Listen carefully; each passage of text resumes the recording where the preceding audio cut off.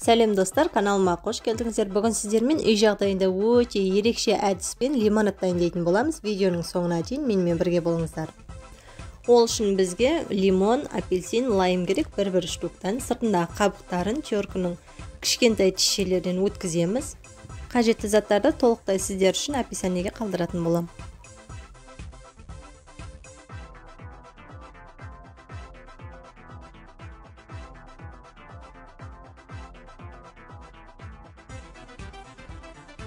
Теркіден өткен ұнтақтарымызды 300 грамм шекердің үстіне салып, жақсылап араластырамыз және кастрөлге салып алатын боламыз.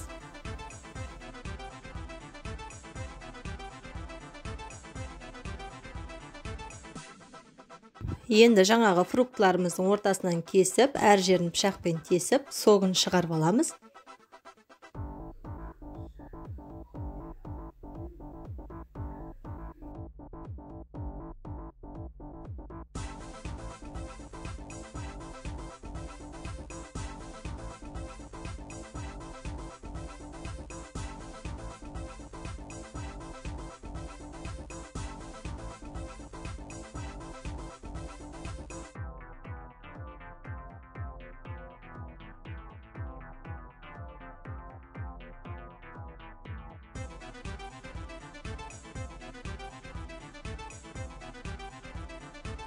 Дайын болған согымызды шекеріміздің үстіне құйып, 1 стакан су құйып, жақсылап араластырамыз және қайнағанша отқа қоятын боламыз.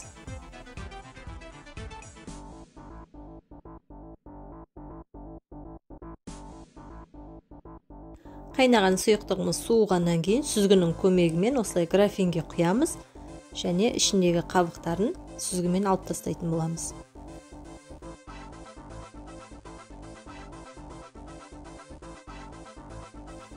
Үстіне кез келген газдалған су құямыз